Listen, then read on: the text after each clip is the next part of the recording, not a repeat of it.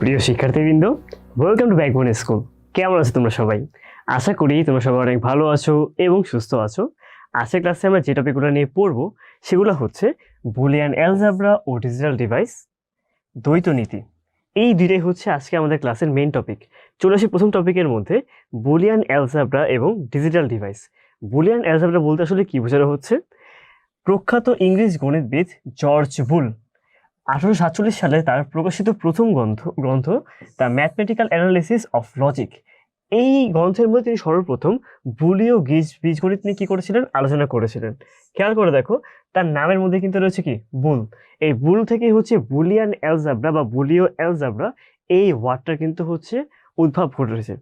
পরবর্তীতে 1854 সালে গণিত এবং যুক্তির মধ্যে কি করে সম্পর্ক নিয়ে তার একটি বই প্রকাশিত হয়, যেটার নাম হচ্ছে an investigation of the laws of thought. এই গ্রন্থে তিনি বুলীয় বীজগণিত কিংবা বুলিয়ান অ্যালজেব্রা নিয়ে খুবই বিস্তারিত আলোচনা করেন। তাহলে বুলিয়ান অ্যালজেব্রার মধ্যে মিলে কি নিয়ে কথা বলা হয়? এতে মূলত সত্য এবং মিথ্যা, এই দুইটি যুক্তি বা লজিকের উপর ভিত্তি করে আলোচনা করা হয়। এখানেই হচ্ছে সাধারণ অ্যালজেব্রার সাথে বুলীয় অ্যালজেব্রার পার্থক্য।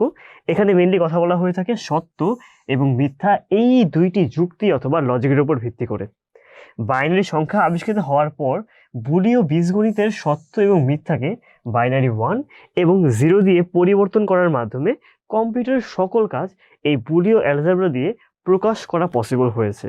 এখানে কি করা হচ্ছে, সত্যকে বলা হচ্ছে 1 আর মিথ্যাকে বলা হচ্ছে এখানে 0। তো দেখতেই পারছো যে কম্পিউটারের বাইনারি সংখ্যার সাথে যেমন সম্পর্ক রয়েছে, তেমনভাবে এই বুলীয় অ্যালজেব্রার সাথে কিন্তু একটা বিশাল বড় সম্পর্ক রয়েছে।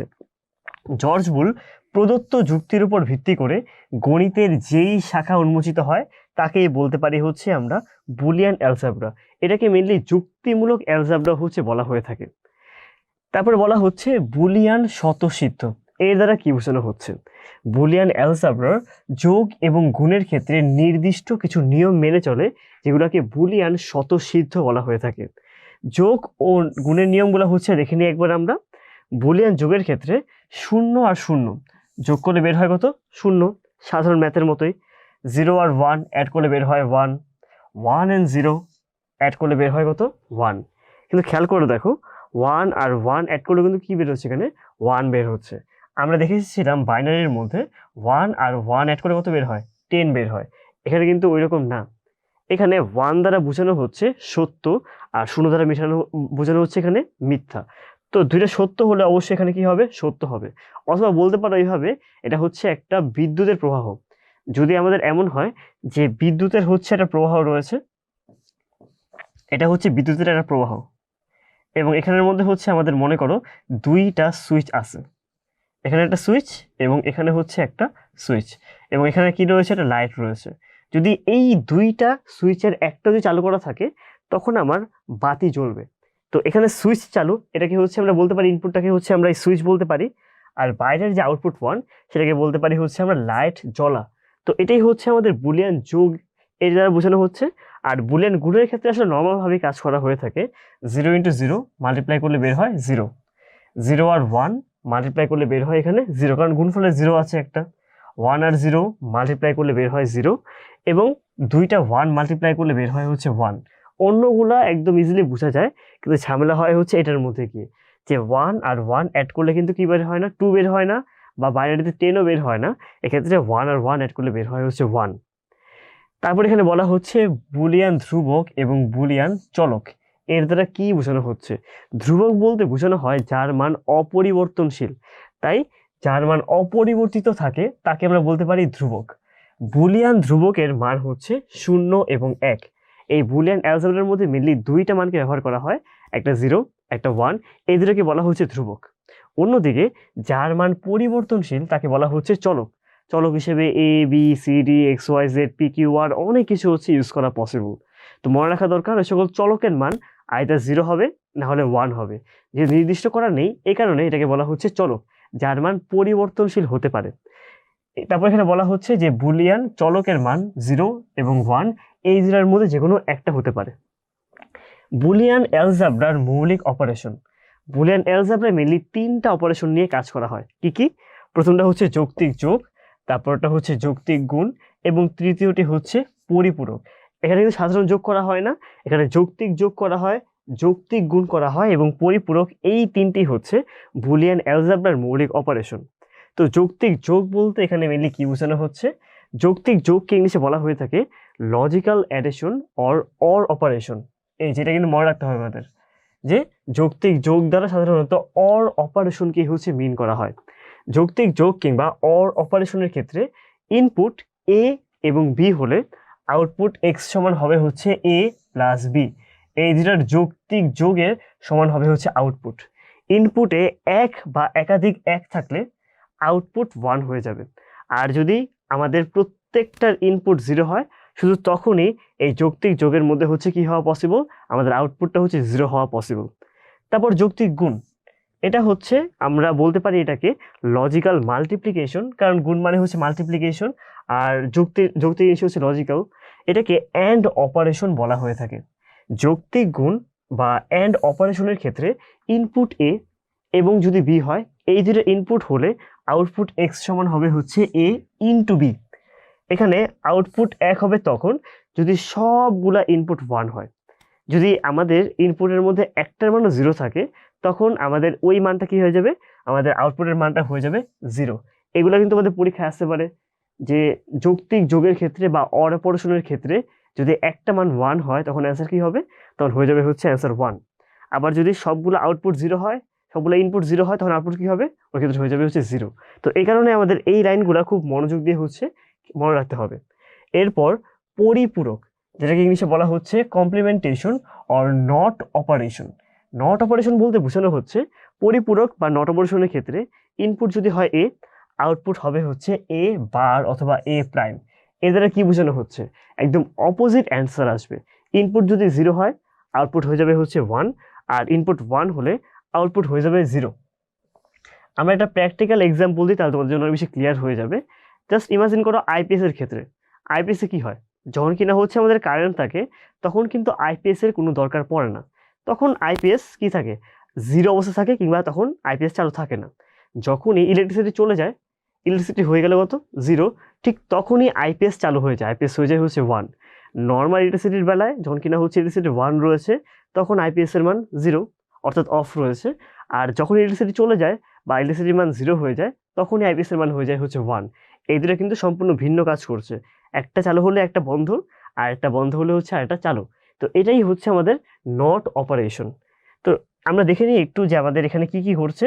যদি হচ্ছে আমাদের ইনপুট হয় এবি, আমাদের এরকম 4টা ভেরিয়েশন হওয়া পসিবল, যে ইনপুট এ এবং 0, ইনপুট 0 এবং 1, ইনপুট 1 এবং 0, এবং দুইটাই হচ্ছে 1। যদি দুইটা ক্ষেত্রে ধরি আমরা, আমাদের এই 4টা হচ্ছে ইনপুট হওয়া পসিবল। তো এই ক্ষেত্রে আমাদের যৌক্তিক যোগের বেলায় বলেছিলাম, যদি আমাদের যোগের মধ্যে একটা মাত্র 1 থাকে, তখন আমাদের যোগফল হয়ে যাবে হচ্ছে 1। এই কারণে খেয়াল করে দেখো, এই 3টায় 1 থাকায় এখানে আমাদের কি হয়ে গিয়েছে, যোগফল 1 হয়ে গিয়েছে, এবং দুইটার মধ্যে 0 থাকলে তখন গিয়ে এখানে হয় হচ্ছে 0। আবার যৌক্তিক গুণের বেলায় যখন কিনা হচ্ছে আমাদের গুণফলে একটা 0 থাকবে, তখনই আমাদের অ্যান্সার 0 হয়ে যায়। এই কারণে যেহেতু এখানের মধ্যে এখানে আর এখানে 3টা 0 ছিল, এই 3টার ভ্যালু কি হয়ে গিয়েছে, 0 হয়ে গিয়েছে। আর তখনই 1 হবে যখন আমাদের দুইটা ইনপুটই 1 হবে। এই কারণে এখানে আউটপুট হয়ে গিয়েছে যৌক্তিক গুণের ক্ষেত্রে 1। আর পরিপূরকের ক্ষেত্রে মানটা সম্পূর্ণ ভিন্ন হয়ে যায়। এখানে যদি হয় এ, এই জায়গায় হয়ে যাবে হচ্ছে এ প্রাইম অথবা এ বার। সো ইনপুট যদি হয় 0, আউটপুট হয়ে যাবে হচ্ছে 1, আর ইনপুট যদি হয় 1, তখন আউটপুট হয়ে যাবে হচ্ছে 0। তো এগুলো ছিল হচ্ছে আমাদের কিসের, বুলিয়ান অ্যালজেব্রা যে 3টা মৌলিক অপারেশন। এবার জেনে নেব আমরা দ্বৈত নীতি নিয়ে। দ্বৈত নীতি বলতে কি বোঝানো হচ্ছে, যে অ্যান্ড এবং অর অপারেশন। অ্যান্ড দ্বারা বোঝানো হচ্ছে গুণ, আর অর দ্বারা বোঝানো হচ্ছে যোগ। সো এই যে দুইটা অপারেশন, এদের সাথে সম্পর্কযুক্ত সকল উপপাদ্য বা সমীকরণ দ্বৈত নীতি মেনে চলে। সো দ্বৈত নীতি বলতে মিলে এখানে কি বোঝানো হচ্ছে, যদি একটি বৈধ সমীকরণ থাকে, তাহলে ওই বৈধ সমীকরণে নিম্নোক্ত দুইটি পরিবর্তন করে দ্বিতীয় আরেকটি হচ্ছে আমাদের এখানে বৈধ সমীকরণ পাওয়া যায়। কি পরিবর্তন, মানে একটা সমীকরণ থেকে অপর আরেকটা সমীকরণ আমাদের পাওয়া পসিবল। প্রথমটা হচ্ছে যে অ্যান্ড এবং অর অপারেটরকে পরস্পর বিনিময় করে, অর্থাৎ অ্যান্ড এর পরিবর্তে হয়ে যাবে হচ্ছে অর, আর অর এর পরিবর্তে হয়ে যাবে হচ্ছে আমাদের এখানে অ্যান্ড। এটা হচ্ছে প্রথম পরিবর্তন, অর্থাৎ যোগগুলো হয়ে যাবে গুণ, গুণগুলো হয়ে যাবে হচ্ছে যোগ। এটা হচ্ছে প্রথম পরিবর্তন। দ্বিতীয়টি হচ্ছে 0 এবং 1 পরস্পর বিনিময় করে, অর্থাৎ 0 এর পরিবর্তে আসবে 1 এবং 1 এর পরিবর্তে আসবে হচ্ছে 0। এই দুইটা দিয়ে হচ্ছে আমরা দ্বৈত নীতিকে হচ্ছে ফলো করতে পারি। যেমন এখানে আমরা একটা তোমাদের এক্সাম্পল দেখাই। মনে করো 1 + 1 কত হয়েছিল বলো তো? আমরা জানি 1 আর 1 অ্যাড করলে বের হয় হচ্ছে 1। এখন আমরা দেখেছিলাম 2 নাম্বার শর্ত অনুযায়ী 0 এবং 1 যদি হচ্ছে পরস্পর বিনিময় করে 0 জায়গায় 1 আর 1 এর জায়গায় 0 দিয়ে দিলে কিন্তু হচ্ছে আমাদের কি হবে, একদম পারফেক্ট থাকবে আমাদের এখানে সমীকরণটা। যেমন প্রত্যেকটা 1 এর জায়গায় আমি কি দিয়ে দিলাম, 0 দিয়ে দিলাম, 0 0 0। আর যোগের জায়গায় দিয়ে দিলাম হচ্ছে আমি গুণ। দেখো তো 0 × 0 মিলে কত হয়ে গিয়েছে, 0 হয়ে গিয়েছে। কিন্তু আমি দুটো জিনিসকে পাল্টিয়ে দিয়েছি। একটা হচ্ছে সব 1 এর জায়গায় আমি 0 দিয়ে দিয়েছি, এই যে 1 1 1 এটার জায়গায় দিয়ে দিয়েছি আমি 0, আর যোগের জায়গায় হয়ে গিয়েছে আমাদের গুণ। দেখো তো এটাও কিন্তু হচ্ছে একটা বৈধ সমীকরণ, যে 0 আর 0 গুণ করা কত বের হয়, 0 বের হয়।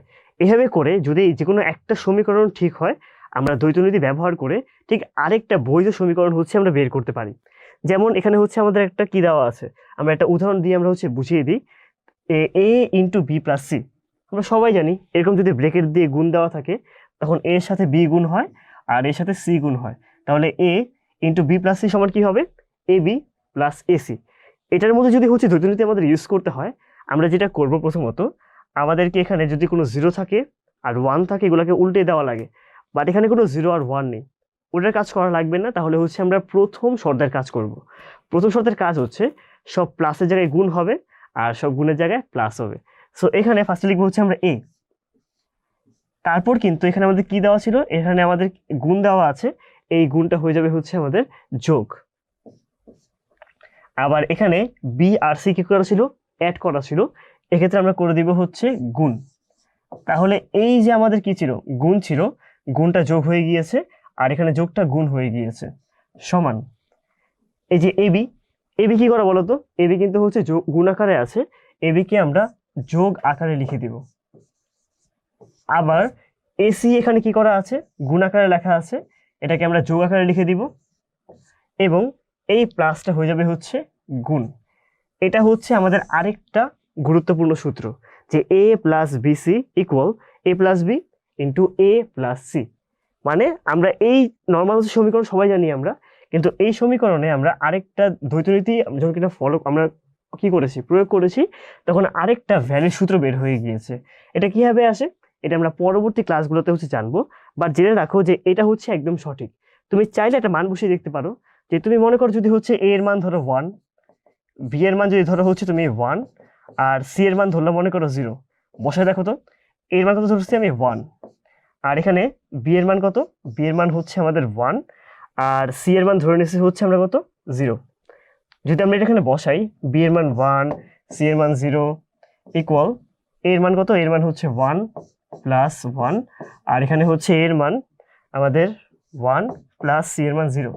দেখো যেটা সমান হয় নাকি, তাহলে 1 + 1 মিলে কত হবে, এখানে 1ই বের হবে, আর এখানে 1 × 1 মিলে কত বের হবে, 1ই বের হবে। তো দেখতেই পারছো আমাদের কিন্তু দুই পাশ মিলে গিয়েছে, তার মানে আমাদের এই সমীকরণটা একদম সঠিক ছিল।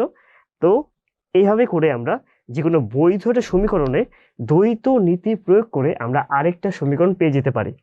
এবার আমরা দেখে নিব এই টপিক থেকে কিছু গুরুত্বপূর্ণ তথ্যাবলী। একটা মানে বলা হচ্ছে যে ডিজিটাল ইলেকট্রনিক্সের ভিত্তি হচ্ছে বুলিয়ান অ্যালজেব্রা।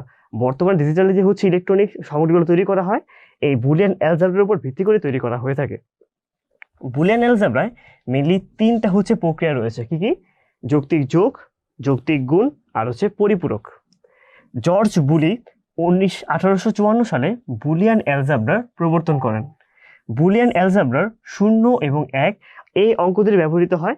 0 এবং 1কে বলা হয়ে থাকে বুলিয়ান ধ্রুবক।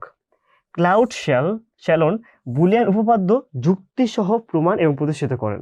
মানে তিনি যে আমাদেরকে যে বুলিয়ান অ্যালজেব্রা দিয়ে গিয়েছিলেন জর্জ বুলি, সেটাকে প্রমাণ করেছিলেন ক্লাউড শ্যালন বুলিয়ান।